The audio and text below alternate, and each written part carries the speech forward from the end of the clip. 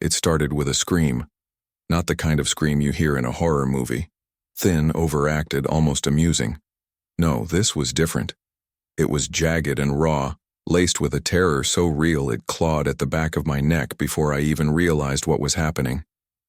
My blood went cold, my grip on the screwdriver slipped, and the tool clattered onto the countertop before rolling and hitting the floor. The sound of metal against tile should have echoed through the kitchen, but it barely registered because my wife's scream was still ringing in my ears. "Emma!" My chest tightened as I spun toward the door. Then came another sound, deep and commanding, a man's voice sharpened with arrogance and tension. "Hands where I can see them, lady." I froze for a fraction of a second, my brain trying to fit the voice to the memory. It wasn't a stranger's tone, it was disturbingly familiar. My stomach dropped as the realization slammed into me. It was Kevin. Everyone in our neighborhood knew him, though not by his real name. He was HOA cop, the self-appointed enforcer of every petty, suffocating rule the homeowners association spat out. He didn't wear a badge, he didn't draw a paycheck, and he had zero real authority, but that never stopped him from strutting around like a dictator of cul-de-sacs. I didn't think.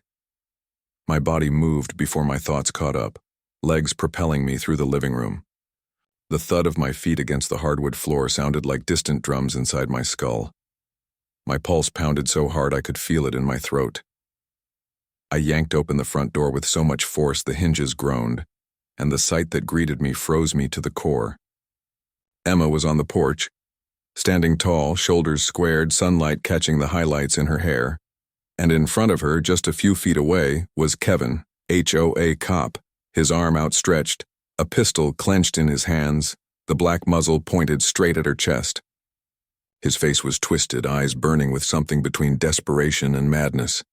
His whole body trembled just enough to make the weapon waver, and that tremor was somehow more terrifying than a steady aim. "Kevin!" I shouted, my voice cracking, louder than I intended.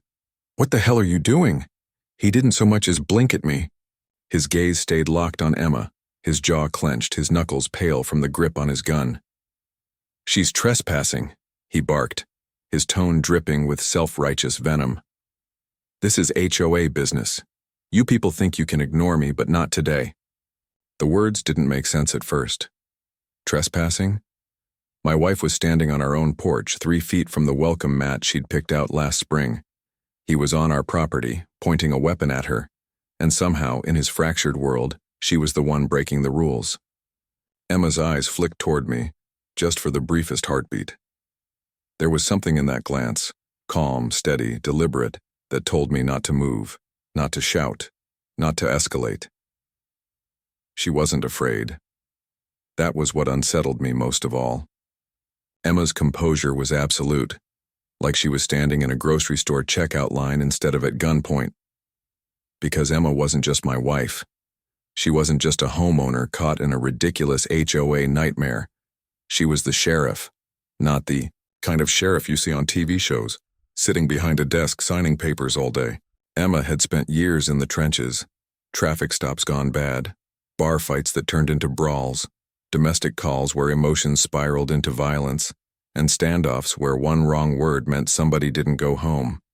She knew fear, but she knew how to control it. She knew guns, but more importantly, she knew people. And as I stood frozen on the threshold, I could see she was doing what she did best, reading him. "Put the gun down, Kevin," she said, her voice calm but firm, each word dropping into the air like a command too steady to ignore. He flinched, his eyes narrowing as if hearing his name spoken out loud stripped away the last scrap of power he thought he had. His nostrils flared, and he barked back, "You don't tell me what to do. This is my neighborhood, my rules. You think you can laugh at me, but not anymore." I took a cautious step forward, my throat dry, my palms slick with sweat. "Kevin, listen to me, this isn't the way. You need to think about what you're doing." He jerked his head in my direction, finally acknowledging my existence.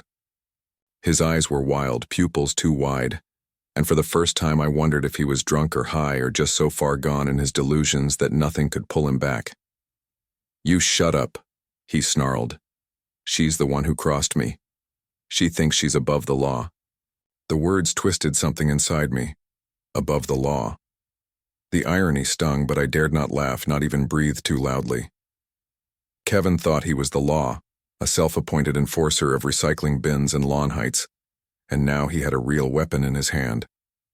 Emma didn't flinch. She didn't lower her arms, which hovered slightly raised, palms open, a stance that projected calm without surrender. Her voice was low, almost soothing, but unyielding. You don't want to do this. Put the gun down before something happens you can't undo. His hand shook harder now, the gun twitching like a live snake. Sweat gleamed on his forehead. Oh, I think I do want to do this. I'm tired of being ignored. Tired of people like you thinking you're better than me. I'm the law around here. And then he said it, the words that made my heart seize. Sheriff, cop, mayor, I don't care who you are. This neighborhood has rules, and I enforce them. He knew. Somehow Kevin knew Emma was the sheriff, but instead of respecting it, instead of backing down, the knowledge seemed to embolden him. He wanted to prove he could outgun authority, bend reality to his twisted fantasy. He wasn't just threatening her, he was challenging her. Emma's eyes narrowed ever so slightly, her voice dropping lower, steady as stone. You're making the worst mistake of your life, Kevin. The silence that followed was unbearable, thick as molasses, broken only by the faint hum of cicadas in the trees. My neighbor's blinds quivered as faces peeked out, then vanished. Somewhere, a dog barked once and then went silent, as if sensing the danger. Time slowed to a crawl, every heartbeat echoing in my skull like a drum. And then, like the universe itself had decided to intervene, sirens split the air. Faint at first, then rising, drawing closer with each passing second. Kevin's head snapped toward the sound, his eyes widening with panic. The gun wavered just for a fraction of a second, and in that instant Emma moved. It was like watching lightning strike. One moment she was still, the next she exploded into motion, her hand snapping upward to shove his wrist skyward. The gun discharged with a thunderous crack, the bullet streaking harmlessly into the sky. The recoil jolted his arm, and before he could recover, Emma twisted his wrist, pivoting into his space with precision drilled from years of training. Her other hand locked onto his elbow, and in one fluid motion she spun him around, wrenching his arm behind his back. Kevin howled, the sound half pain, half rage. The gun tumbled from his grip and clattered across the porch, skidding toward my feet. I instinctively kicked it farther away, the metallic scrape loud against the concrete. Emma drove him downward, her knee pressing into the back of his legs, forcing him onto his knees, then his chest. His cheek slammed against the porch with a dull thud. Neighbors gasped, their curtains snapping shut with frantic speed. And I stood there, frozen, heart hammering, watching my wife, a woman I'd kissed goodbye that very morning, take down an armed man without breaking a sweat. Red and blue lights flashed across the houses as squad cars tore into the cul-de-sac. Tires screeched, radios crackled, and officers poured out, weapons drawn. For a surreal moment, the entire street was alive with chaos. Sirens blaring, neighbors screaming, children crying from behind closed doors. And in the middle of it all there was Emma, calm, steady, kneeling over the self-proclaimed HOA cop who was now face down on our porch, wrists pinned in her grip. Kevin's words still echoed in my mind. I'm the law around here. But as the real law stormed onto our street, reality came crashing down on him like a collapsing building. I knew without a doubt that nothing in this neighborhood would ever be the same again. The sound of the gunshot was still ringing in my ears when the officers swarmed the porch. The neighbors' screams blended with the sirens, every noise colliding into a chaotic wall that pressed down on me. But Emma didn't flinch. She was still kneeling on Kevin, one hand pinning his wrist, the other gripping his shoulder, her weight balanced perfectly to keep him from moving. The first officer reached us, weapon raised. Sheriff, you okay? Emma's head lifted, her eyes calm but razor sharp. I'm fine. Weapons secure. Suspect in custody. Her voice carried no tremor, no hesitation. It was the voice of authority, the voice of someone who had stood in storms before and refused to bow. The officer moved to relieve her, snapping cuffs onto Kevin's wrists. Kevin thrashed once, twice, but the fight was gone from him. He looked smaller now, deflated like a balloon with the air let out. His face pressed against the porch wood, his cheek red from the impact. Spittle foamed at the corner of his mouth as he spat out words that came in snarls. "You don't belong here, this is my neighborhood, I'll be back, you'll see, they'll thank me when you're gone." His words were wild, but his voice cracked on the edges. It wasn't conviction anymore. It was desperation. I stared. At him. At the man who had once been nothing more than a nuisance, the guy who slipped warning notes into mailboxes and took pictures of trash cans, now reduced to an armed, raving criminal on my porch. And I couldn't shake the thought if Emma hadn't been who she was. The officers stayed for another hour, securing the weapon, taking statements, cordoning off the porch with yellow tape as if my home had become a crime scene. I answered their questions mechanically, my voice hollow. Every few minutes I'd glance at Emma, who remained steady, her tone clipped and professional as she gave her report. But I knew her. I could see it in her eyes, the storm raging beneath the calm surface. When the last cruiser finally left, silence descended. The kind of silence that isn't peaceful but heavy, the kind that makes you hyper-aware of every creak of the house, every rustle of the trees. Emma sat at the kitchen table, her hands wrapped around a mug of coffee she hadn't touched. I hovered nearby, unsure if I should speak, unsure if she even wanted me to. Finally, I said the only thing I could. "You saved your life today." Her eyes lifted, meeting mine. For the first time that day, I saw a flicker of vulnerability behind the steel. "It doesn't feel like it," she murmured. "It feels like I just stopped something that should never have started." I sat across from her, reaching for her hand, but she pulled back slightly, not in rejection, but as if she was afraid of breaking if anyone touched her. "Kevin was dangerous," I said softly. "You saw it before anyone else did. He had a gun, Emma, he could have—" Her hand shot up, silencing me. "I know what he could have done," she snapped, the words sharp, then immediately softer. "I know," I swallowed. "He knew you were the sheriff." Her jaw tightened. "Yeah, and that's what scares me most. He wasn't just a cranky neighbor with too much time on his hands. He knew exactly who I was, and he still thought he could take me down. That's not just arrogance. That's obsession." The word hung in the air. Obsession.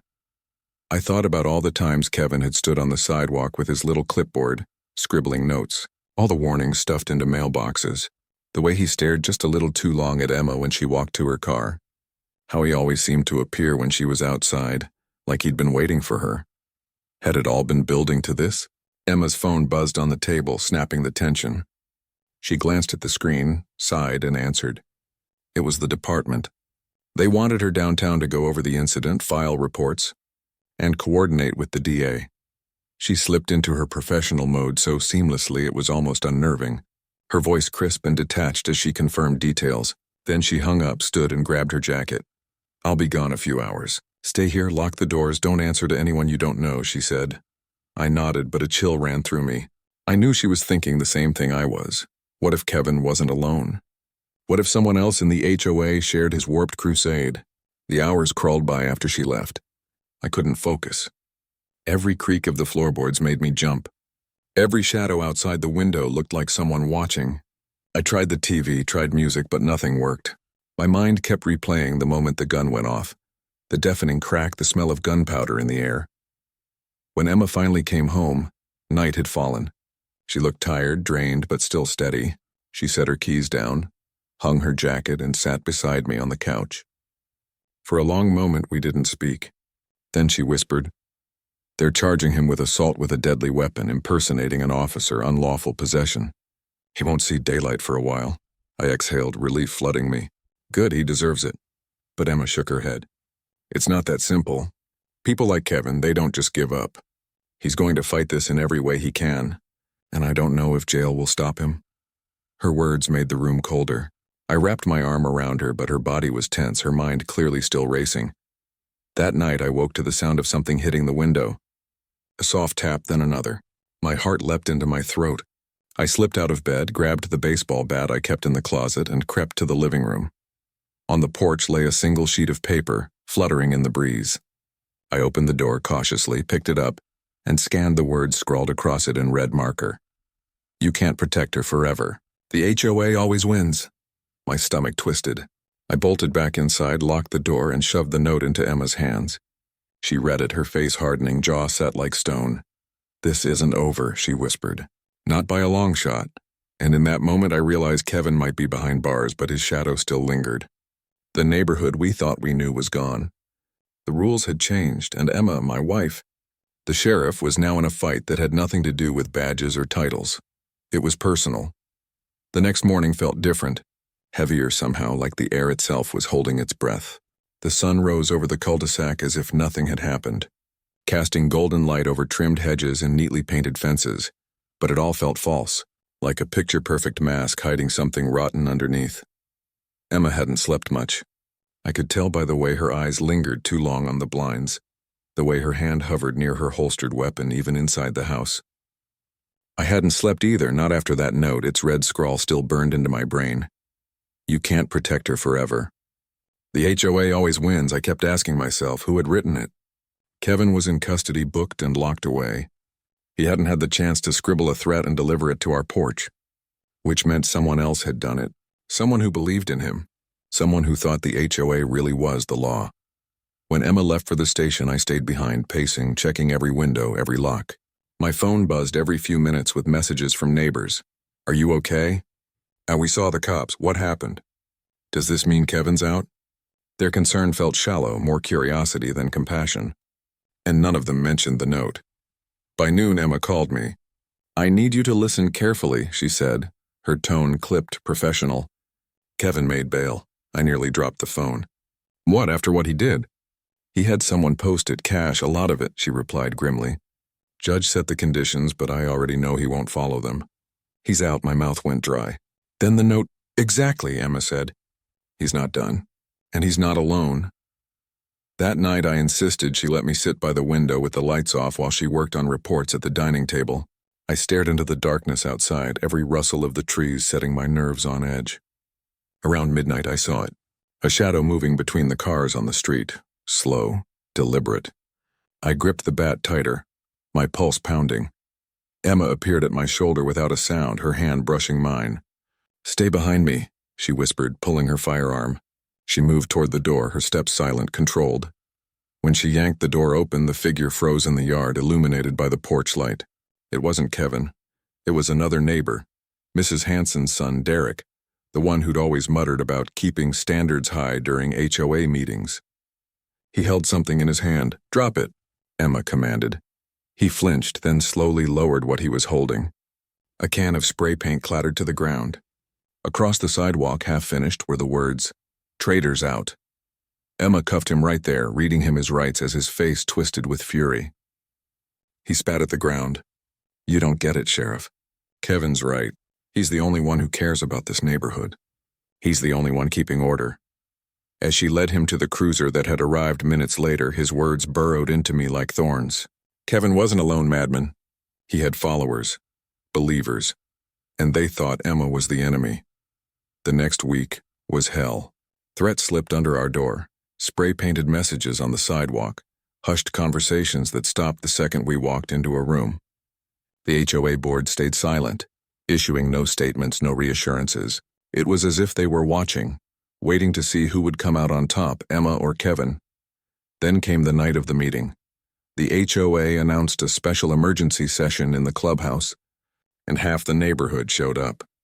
Emma went in uniform, not because she wanted to intimidate, but because she needed to remind them who she was. I went with her, though my hands shook the entire walk across the parking lot. Inside, the air was thick, buzzing with whispers. Kevin was there, sitting in the front row, a smirk plastered on his face. He wasn't in handcuffs. He wasn't even pretending to be ashamed. He looked like a man who knew something no one else did. The board sat behind a long table, papers neatly stacked, water bottles lined up. They didn't look at Emma, not once. The chairwoman cleared her throat. "We are here to discuss recent incidents. It has been brought to our attention that tensions have risen between residents and law enforcement, and we must decide how to move forward for the sake of community harmony." Community harmony. My fists clenched. Emma stood, her presence filling the room without raising her voice. "Your incident was an armed man pointing a gun at me on my own porch," she said. "That man is sitting right there, smiling at you like this is all a game. And instead of condemning his actions, you're entertaining him. Murmurs rippled through the crowd. Kevin leaned back in his chair, spreading his arms like a king surveying his court. "You don't understand," he said loudly, cutting through the noise. "The HOA has authority here." "Real authority. She thinks she can boss us around because she's sheriff, but this is our home, our rules, and I'll enforce them with or without your blessing." Gasps erupted, but not everyone disagreed. I saw heads nodding. I saw lips pressed tight in approval. My stomach churned. Emma didn't flinch. She stepped closer, her eyes locked on Kevin's. "You're not the law, Kevin. You're a bully with a gun and a fantasy. And if this board doesn't act, if they allow this, then they're complicit." The chairwoman shifted uncomfortably. For the first time, cracks appeared in the board's polished mask. Kevin stood, his voice rising. "You think you're better than us. But the people know the truth. They want order. They want strength. And that's me, not you." It happened fast, too fast. He reached into his jacket, and before anyone could react, Emma had drawn her weapon. Her stance firm, her voice commanding. "Drop it, Kevin." The room froze. Mothers clutched their children, men ducked behind chairs. Kevin's hand hovered, shaking. For a split second, I thought he would actually fire, that this would end right here in a hail of bullets, but then, with a guttural growl, he pulled his hand free. Not a gun this time, but a folder stuffed with papers. He slammed it on the table. "Proof," he shouted. "Proof that the HOA gave me authority. They wanted me to enforce the rules. They asked me to keep order. And now they're throwing me under the bus because she embarrassed them." The room erupted into chaos. People shouted. Accusations flew. The board members paled. Emma snatched the folder, flipping it open. Inside were letters, emails, directives signed by members of the board. They didn't give him a badge, but they gave him encouragement, instructions, even payment for services rendered. Emma's jaw clenched. "You used him as your attack dog, and now people are in danger because of it." The board stammered, tried to deny it, but the evidence was clear. The room turned on them, shouts growing louder, neighbors furious not just at Kevin but at the leadership that had enabled him. Kevin's smirk faltered as the tide shifted. He reached for the folder, desperate, but Emma stepped between him and the table. "It's over," she said, her voice low but final. "You're done, Kevin." This time, when officers took him away, there was no smirk. No shouting. Just silence. The board resigned within a week. The HOA collapsed under scandal. Lawsuits flying from every direction. Neighbors whispered about it for months. The legend of the fake HOA cop spreading beyond our little cul-de-sac. But for me, the real ending came later, sitting on the porch with Emma. The same porch where Kevin had once leveled a gun at her. The night was quiet, the stars clear above us. She leaned against me, her head on my shoulder, her badge heavy in her pocket. "You know what the worst part is?" she murmured. "It wasn't Kevin. It was the people who let him believe he had power. The ones who cheered him on until it was too late." I tightened my arm around her. "And the best part?" She smiled faintly. "That they know now, that no matter how loud a lie gets, the truth still has a way of cutting through." For the first time in weeks, I felt something close to peace. Kevin was gone, the HOA was dismantled, and Emma, the woman who had faced down a fake cop with a real gun in the shadow of an entire neighborhood, was still here. Steady, unbroken. The fight had been brutal. The scars would last, but in the end there was no doubt. The sheriff always wins.